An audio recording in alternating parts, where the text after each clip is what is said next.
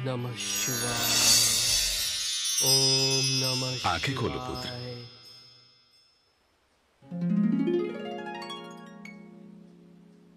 प्रणाम प्रभु। कल्याण हो।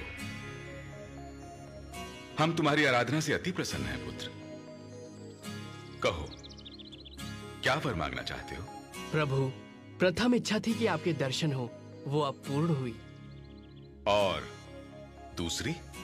मैं ऐसी शक्ति चाहता हूँ प्रभु जिससे मैं दुर्बल और निसहाय लोगों की रक्षा कर सकूं।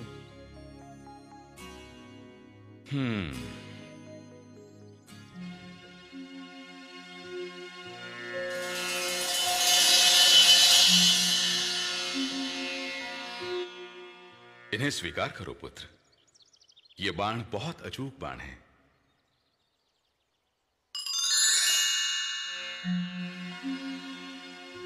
पहला बाण छोड़ने से तुम युद्ध भूमि में जिनका भी वध करने की कामना करोगे, ये बाण उनके शरीर पर मृत्यु चिन्ह बना देगा। दूसरे बाण के चलने से जिन जिन के शरीरों पर मृत्यु चिन्ह बने हैं, ये उनका वध कर देगा। तथा तीसरा बाण समस्त सृष्टि का विनाश कर देगा। किंतु ध्यान रहे पुत्र, इन बाणों का कभी दुरुपयोग मत करना। स्मरण रहे, तुम सदैव दुर्बल का साथ दोगे, हारे का सहारा बनोगे। जो आज्ञा प्रभु।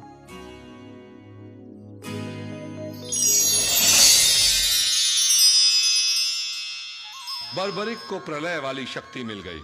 इन 3 बाणों की सहायता से वो विश्व भर की सेना को अकेले समाप्त कर सकता था। पांडव द्रौपदी के साथ अपना 1 वर्ष का अज्ञातवास पूरा करने महाराज विराट की राजधानी पहुंच गए। द्रौपदी शैलेंद्री बन गई और उसे महारानी सुदेशना ने अपनी सेवा में रख लिया। युधिष्ठिर विराट नरेश के विशेष सेवक हो गए। भीम रसोइया बन गए। अर्जुन ने विराट पुत्री उत्तरा को नृत्य की शिक्षा दी। नकुल अश्वशाला की देखभाल करने लगे और सहदेव ने चरवाहे का कार्य किया। अज्ञातवास समाप्त होते ही पांडवों का दूत बनकर श्री कृष्ण कौरवों के पास गए, परंतु दुर्योधन ने उनकी बात नहीं मानी। युद्ध होगा बड़े भैया, अवश्य होगा। युद्ध को टालने का मेरा अंतिम प्रयास, मेरा शांति प्रस्ताव विफल हो गया। मामा शकुनी के द्यूत के पासे अब जुए की बिसात से निकलकर नरसंहार का नृत्य कर रहे हैं। हस्तिनापुर नरेश धृतराष्ट्र ने नेत्रहीनता को अपना रक्षा कवच बना लिया है और पुत्र मोह के कारण वो अपना राजधर्म भूल चुके हैं। मैंने आप पांडवों के लिए केवल 5 गांव मांगे थे, किंतु दुर्योधन ने कहा कि 5 गांव तो क्या, वो सुई की नोक के बराबर भूमि भी नहीं देगा।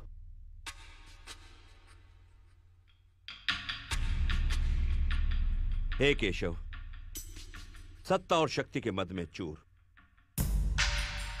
अनुज दुर्योधन चाहे कुछ भी कहे, किंतु पांडवों की ओर से अंतिम निर्णय लेने का अधिकार मैं आपको सौंपता हूं माधव। प्रश्न अब केवल न्याय संगत अधिकार का नहीं है महाराज, अब प्रश्न है धर्म का। और मैं तो सदैव धर्म के हित की बात करूंगा और यही कहूंगा कि हे सर्वश्रेष्ठ धनुर्धर, उठाओ अपना गांडीव। हे गदाधारी भीम, उठाइए अपनी गदा। हे धर्मराज युधिष्ठिर, उठाइए धर्म की ध्वजा। जब जब राजनीति करने वाले लोग असंवेदनशील होंगे, तब तब शस्त्र उठेगा। यह युद्ध होगा सत्य और असत्य का, न्याय और अन्याय का, धर्म और अधर्म का। इसलिए यह धर्म युद्ध है, जिसके लिए धर्म क्षेत्र कुरुक्षेत्र चुना गया है। अर्थात ये युद्ध तो होगा ना वासुदेव? निस्संदेह पांचाली। हे मधुसूदन, अंतिम सांस लेती मेरी प्रतिशोध की ज्वाला को आपने पुनर्जीवित किया है। हे नरश्रेष्ठ, ये आपका वचन है, आश्वासन मात्र नहीं।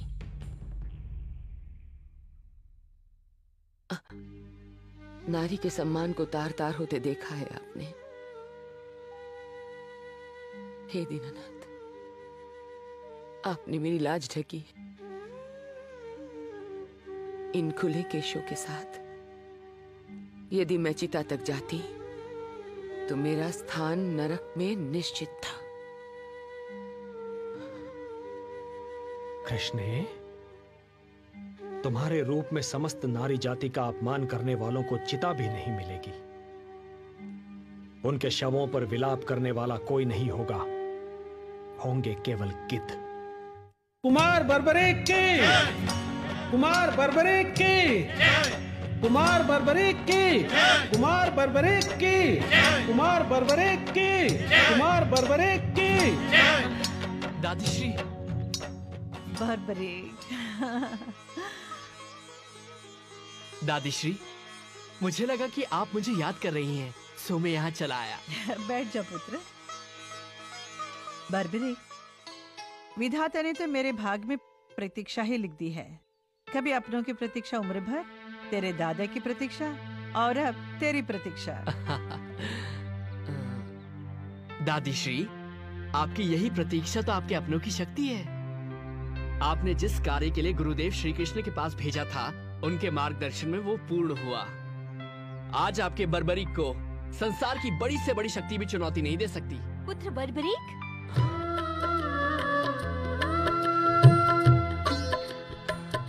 प्रणाम माते।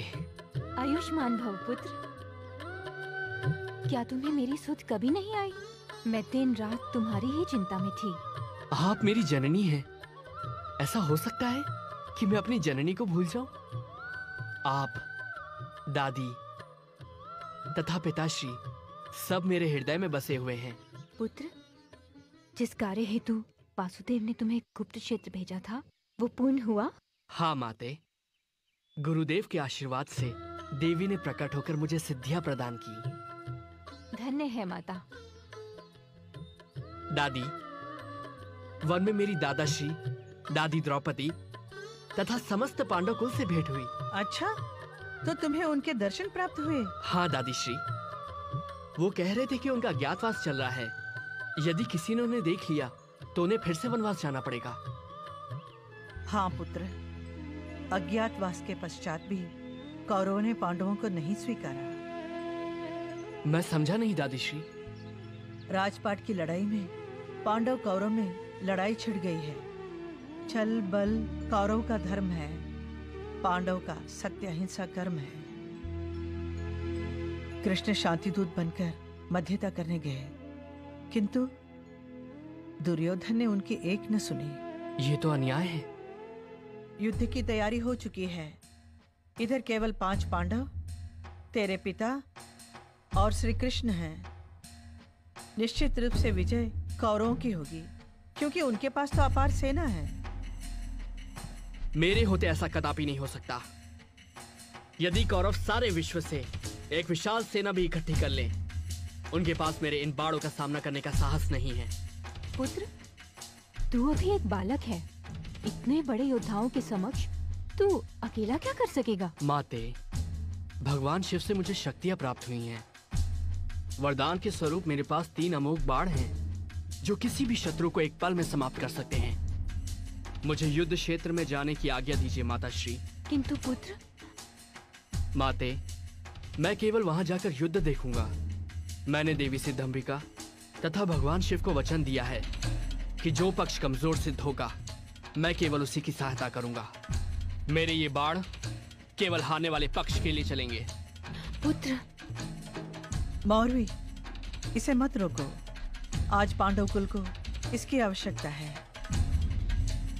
जाओ पुत्र, युद्ध जीत कर आओ और इतिहास बनाओ।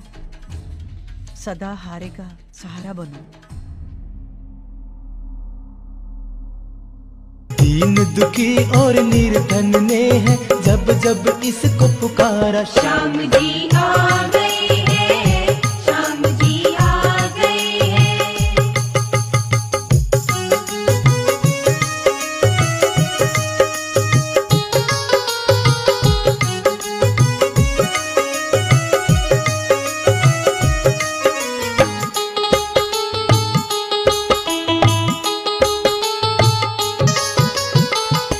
जैसी हो जिसकी भावना।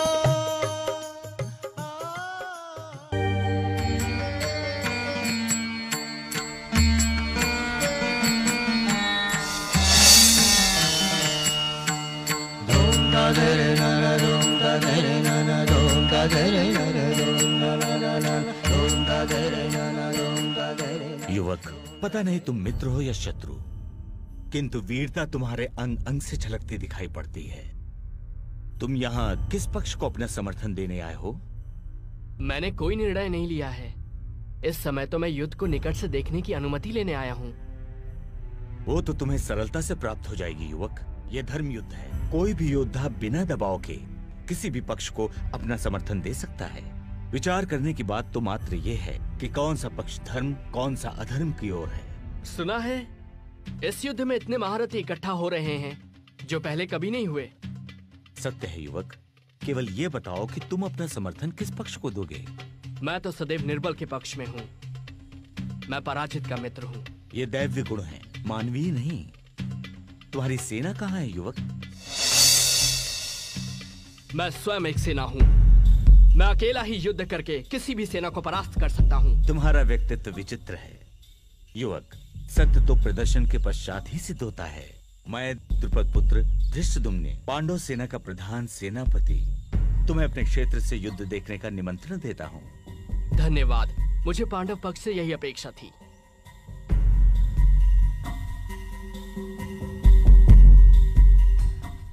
दुर्योधन ने अपनी सेना के महारथियों से प्रश्न किया है कि उनमें से कौन कितने दिनों में सेना समेत पांडवों का वध कर सकता है।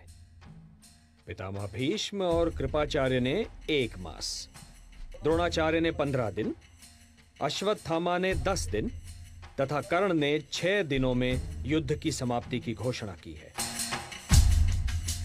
केशव, आपका तात्पर्य क्या है? यही प्रश्न मैं आप सबसे करना चाहता हूं कि आप में से कौन कितने दिनों में समस्त कौरव सेना को नष्ट कर सकता है।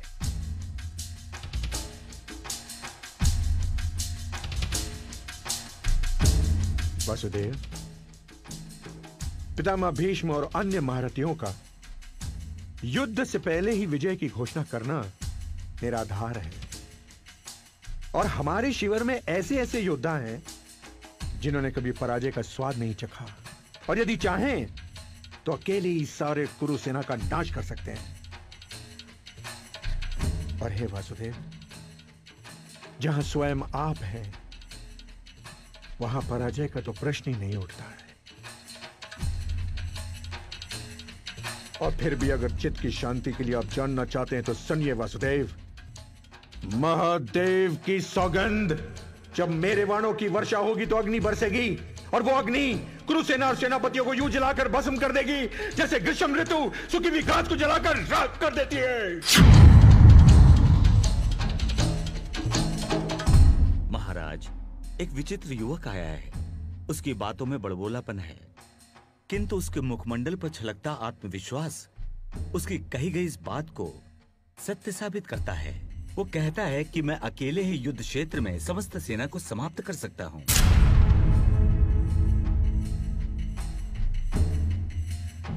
ये तो किसी पागल का प्रलाप लगता है। नहीं पार्थ, युवक है, युद्ध की बात करता है। चलकर देख तो लो उसे।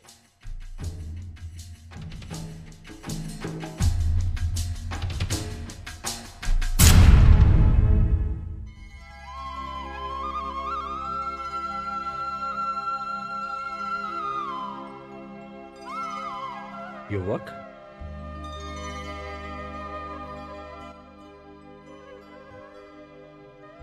गुरुदेव, आप? सुहृदय, प्रणाम प्रभु। आयुष्मान भव। पुत्र, ये तुम्हारे दादा श्री अर्जुन हैं। हाँ, गुप्त क्षेत्र में हम अल्प समय के लिए मिले थे। प्रणाम दादाश्री। विजयी भव पौत्र। गुरुदेव, मुझे युद्ध की सूचना मिली और मैं चला आया। हाँ वत्स, युद्ध की घोषणा हो चुकी है। अब हमें अपने पक्ष की शक्ति का विस्तार करना होगा। गुरुदेव, अब आपको चिंता करने की क्या आवश्यकता है? आपका शिष्य सिद्ध क्षेत्र से सिद्धियां प्राप्त करके लौटा है। मैं अकेला ही समस्त कौरव सेना को समाप्त कर सकता हूं।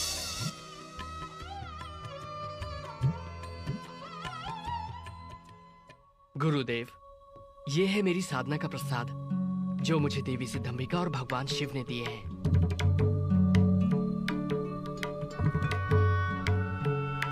इन बाणों की विशेषता क्या है पुत्र?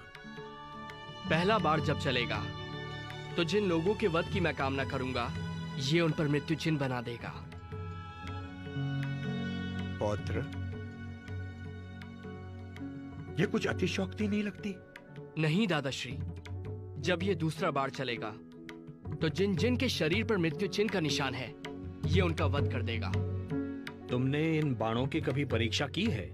अब युद्ध होने ही वाला है, परीक्षा भी हो जाएगी। मान लो कि ये वृक्ष कुरुक्षेत्र है और इसके ये सारे पत्ते शत्रु सेना। इन पर अपने बाणों का प्रयोग करके दिखाओ। जो आज्ञा गुरुदेव।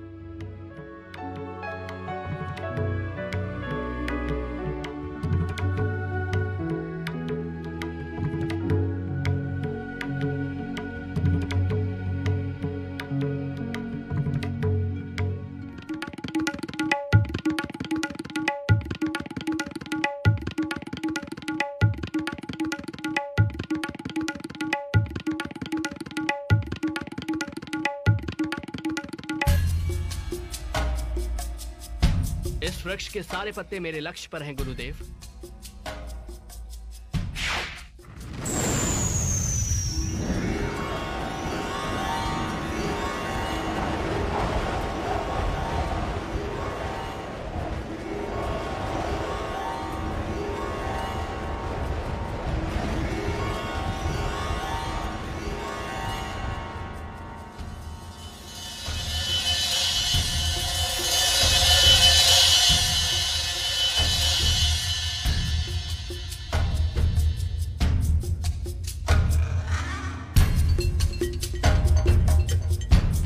गुरुदेव, पहले बाण ने अपना कार्य पूरा कर दिया। पुत्र, तुम्हें विश्वास है कि सारे पत्तों पर चिन्ह लग गए हैं? हाँ गुरुदेव।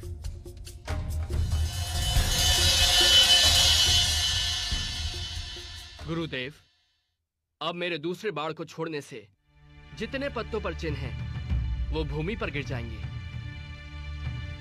और तीसरा बाण तो प्रलय के समान है। यदि मैंने इसका प्रयोग किया तो सारी सृष्टि का विनाश हो जाएगा। मैं इसका प्रयोग कभी नहीं करूंगा। रुक जाओ पौत्र, अब मुझे पूर्ण विश्वास है कि इस महायुद्ध में हम पांडव दुर्बल नहीं हो सकते। दुर्बल तो अब कौरव लगते हैं। ऐसा मत कहिए दादाश्री, अन्यथा अनर्थ हो जाएगा। क्या अनर्थ होगा पुत्र? गुरुदेव, मैंने देवी सिद्धंबिका तथा भगवान शिव को वचन दिया है कि युद्ध में जो पक्ष कमजोर सिद्ध होगा, मैं उसकी ओर से युद्ध करूंगा।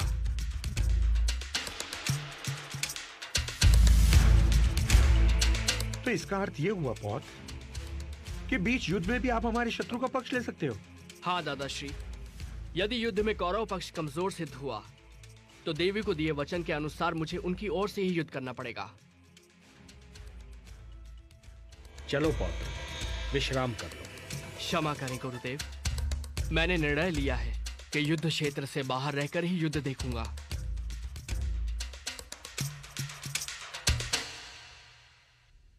चलो पार्थ।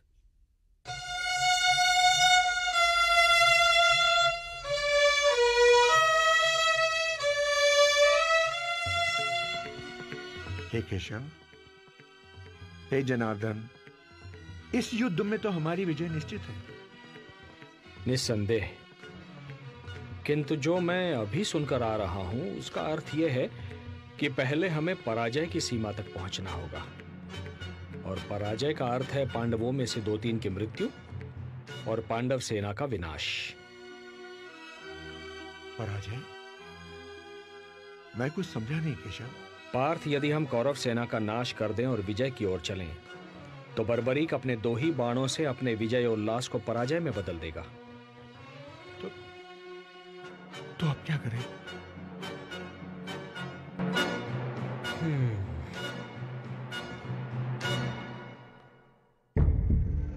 तुम ही बताओ मित्र, क्या सचमुच बर्बरीक के बाण चमत्कारी होंगे? अवश्य मित्र, यदि वो वाण महादेव ने स्वयं बर्बरीक को दिए हैं तो निश्चित ही वो चमत्कारी होंगे।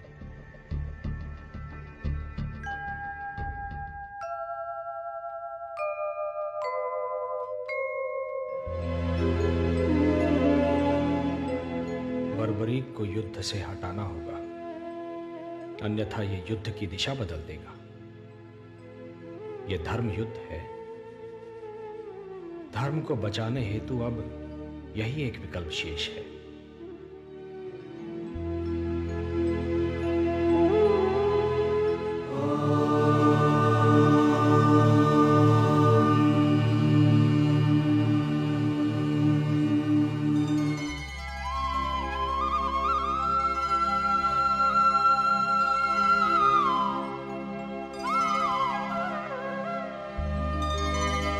सूर्योदय।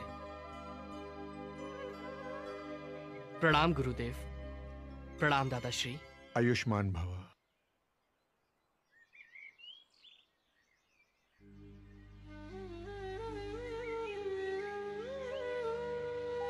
प्रभु, आप शांत क्यों हैं? क्या चिंता है आपको? पुत्र कल से युद्ध शुरू हो जाएगा। देखें, निर्णय की ओर जाता है। मेरे होते आपको चिंता करने की कोई आवश्यकता नहीं है।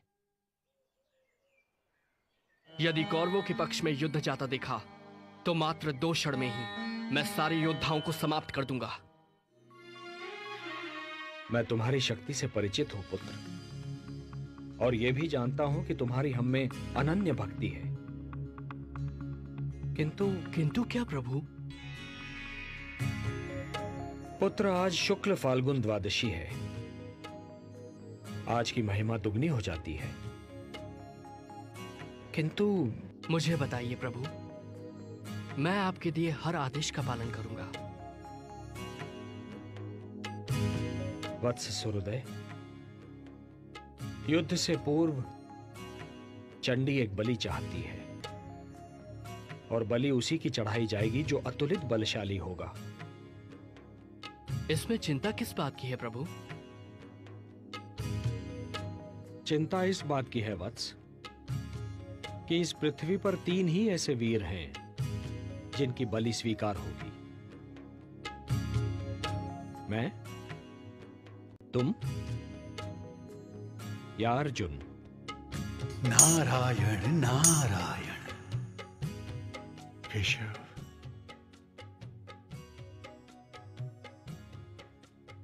बस इतनी सी बात है केशव? क्या यही आपकी चिंता है? तो है जनार्दन, इस बलि के लिए मैं अपने आप को प्रस्तुत करता हूं केशव, अपने आप को। तुम ये नहीं कर सकते पार्थ, ये धर्म युद्ध है। यदि एक भी पांडव कम हो जाएगा तो ये युद्ध धर्म युद्ध नहीं कहलाएगा। बस एक ही मार्ग शेष है। मैं स्वयं ही अपना बलिदान दे देता हूं। वैसे भी युद्ध ना करने की प्रतिज्ञा ली है मैंने। एक सारथी ही तो हूं तुम्हारा। नहीं केशव, नहीं। प्रभु, आप मेरे गुरु हैं, श्रेष्ठ हैं, सभी तरह से ज्येष्ठ हैं मेरे। ये अधिकार सिर्फ मेरा है, मेरा। मुझे आज्ञा दीजिए प्रभु। आपके चरणों की सौगंध खाकर कहता हूं, आपके उद्देश्य को पूरा करने के लिए मैं अपने शीश की बलि देता हूं।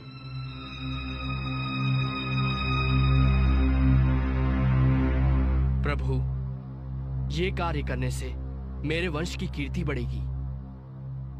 ये सौभाग्य मैं अपने हाथों से नहीं जाने दूंगा प्रभु।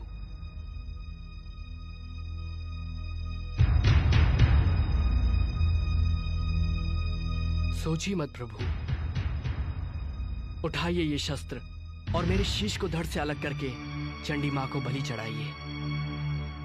मैं ऐसा नहीं कर सकता। यदि मैंने ऐसा किया तो यह बलिदान नहीं होगा, हत्या होगी।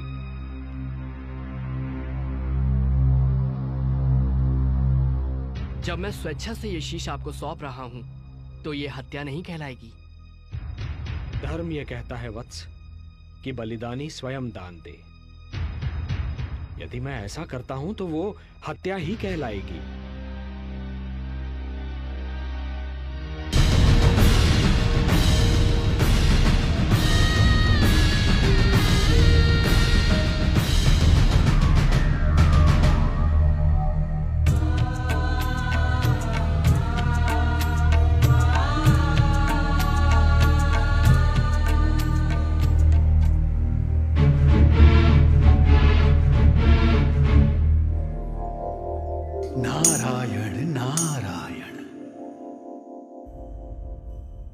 पुत्र घटोत्कच, अब युद्ध का कोई विकल्प नहीं। धर्मराज, घटोत्कच पुत्र बर्बरीक ने श्री कृष्ण के कहने पे अपना शीश दान कर दिया।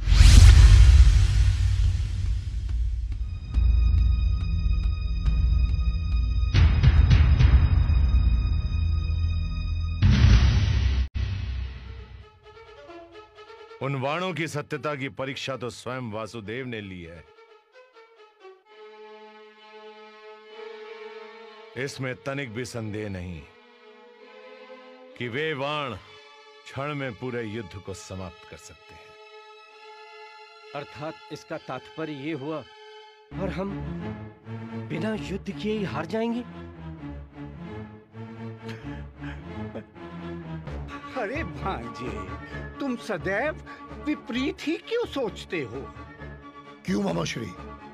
दुशासन सत्य ही तो कह रहा है। अरे भांजे, अभी अभी ज्ञात हुआ है कि भीम के पौत्र बर्बरीक ने कृष्ण के कहने पर अपना शीश दान कर दिया है।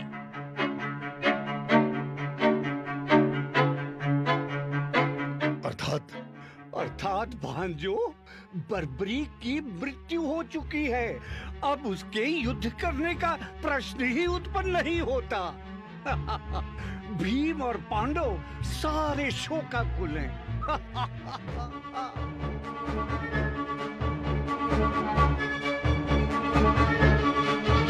अवश्य इसमें भी कृष्ण का कोई उद्देश्य होगा।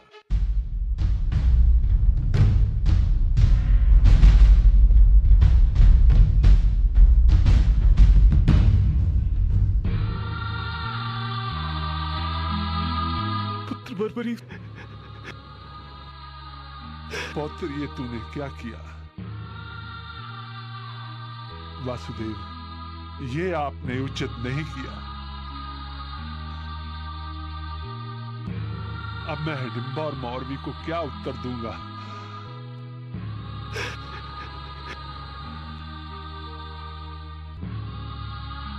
हे ईश्वर,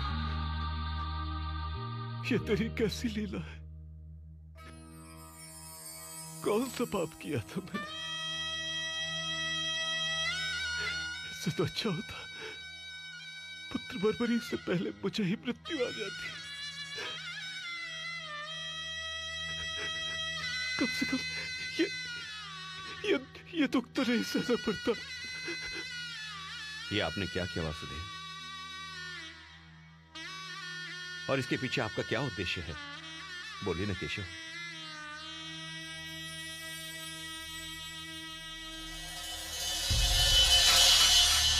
वत्स, भगवान श्री कृष्ण ने महाबली बर्बरीक से ये शीशदान किस कारण मांगा, मैं बताती हूं।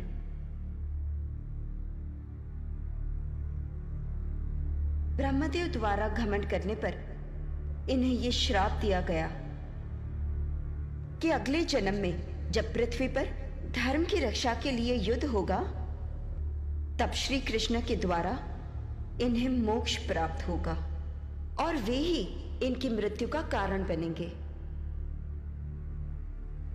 इसलिए इसमें श्री कृष्ण का कोई दोष नहीं। आपको श्री कृष्ण पर कोई दोष नहीं लगाना चाहिए।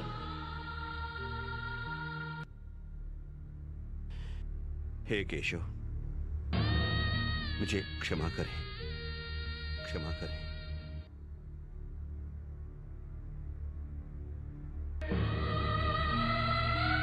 हे देवी, ये एक भक्त का शीश है। इसे अमृत से सींचो और अजरामर बना दो।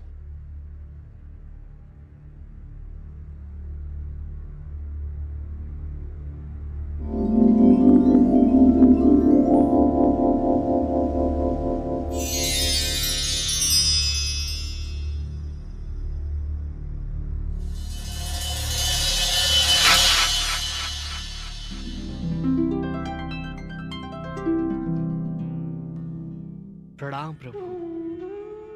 कीर्तिमान भव।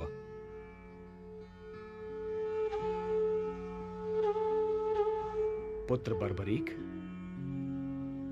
तुम्हारे त्याग, साधना और तुम्हारे इस महान शीशदान ने तुम्हें नर से नर श्रेष्ठ बना दिया है।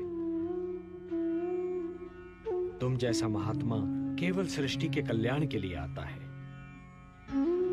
आज मैं तुम्हें अपना वो नाम देता हूं जो माता यशोदा ने स्वयं मुझे दिया था, श्याम।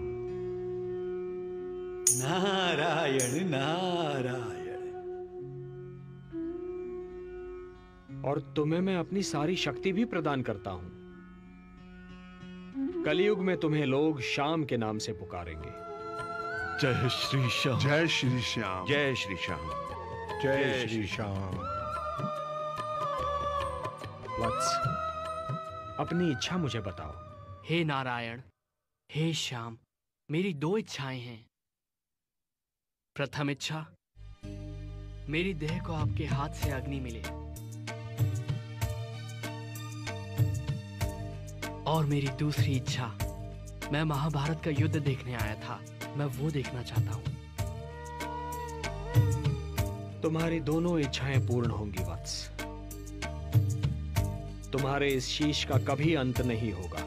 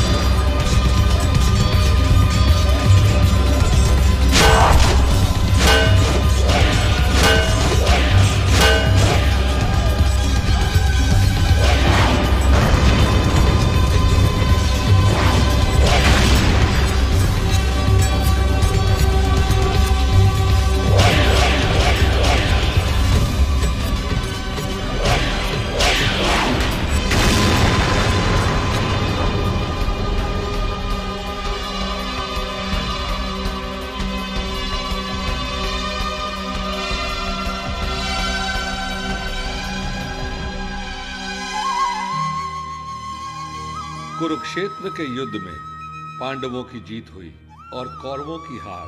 चारों ओर से पांडवों की जय जयकार सुनाई दे रही थी। पांचों पांडव इस युद्ध का श्रेय स्वयं ही ले रहे थे। मैंने धर्म की मर्यादा का पालन करते हुए युद्ध का संचालन किया और इसीलिए हमें विजयश्री का प्रसाद मिला। बड़े भैया, इस युद्ध के सबसे बड़े खलनायक दुर्योधन का वध यदि मैं न करता तो ये युद्ध कभी जीता नहीं जा सकता था। मजले भैया, यदि पितामह भीष्म बाणों की शैया पर नहीं लेटे होते तो विजय हमसे कोसों दूर होती।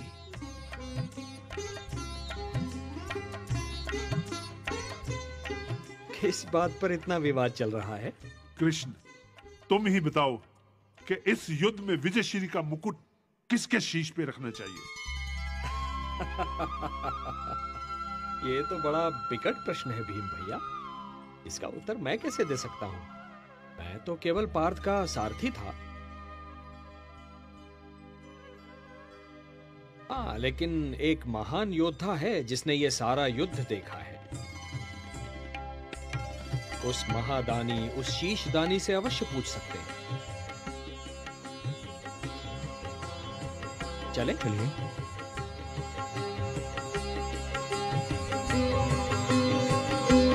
नारायण नारायण।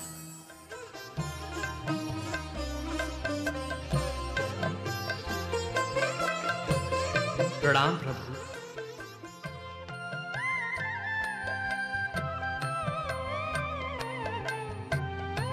हे शीशदानी, तुमने महाभारत युद्ध देखा? हाँ नारायण, संपूर्ण देखा। तुम्हारे ये पांचों पितामह इस बात पर विवाद कर रहे हैं पुत्र कि इस युद्ध में विजय किसके कारण प्राप्त हुई।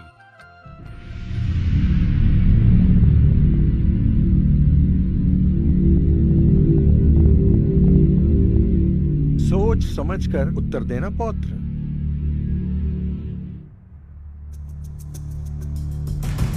ना जाने किस आधार पर आप सब अपने आप को इस युद्ध का नायक मान रहे हैं।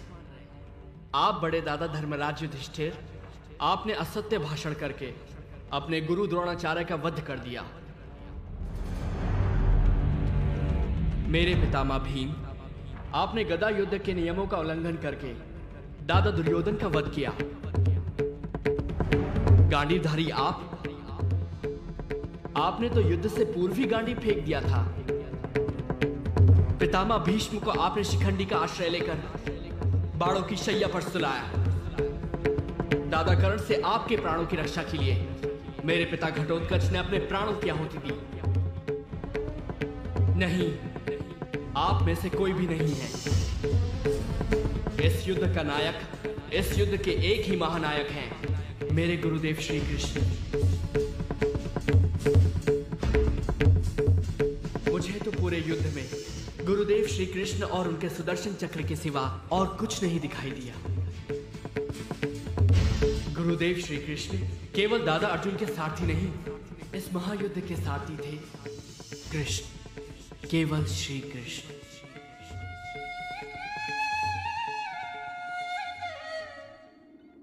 हे वासुदेव, हे केशव, हमें क्षमा कीजिए।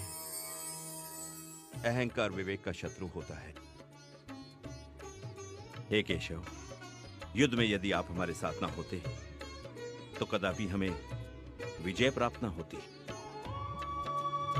हे शीशदानी, इस युद्ध ने अन्यायी कौरवों को दंड दिया, पांडवों को हस्तिनापुर का राज्य दिया, मानवता को शांति दी।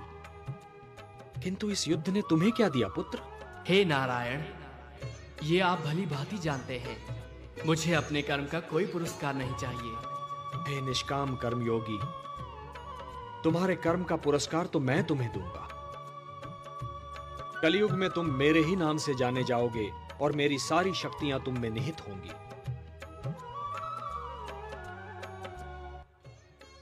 जो भी मनुष्य तुम्हारी पूजा करेगा उसकी सारी मनोकामनाएं पूर्ण होंगी। मेरे लिए क्या आज्ञा है प्रभु? पुत्र, कलयुग का प्रसार बढ़ते ही तुम खाटू नाम के स्थान पर प्रकट हो जाना। वहां की भूमि अत्यंत पवित्र और पावन है। खंडेला का राजा अत्यंत धार्मिक प्रवृत्ति का है। जब तक यह पृथ्वी है पुत्र, जब तक सूर्य चंद्रमा है, जब तक ये सारे नक्षत्र हैं, तुम लोगों के लिए पूजनीय और वंदनीय होगे। तुम्हारे शीश की पूजा होगी पुत्र। तुम शाम नाम से जाने जाओगे और हारे का सहारा बनोगे। ओम नमो भग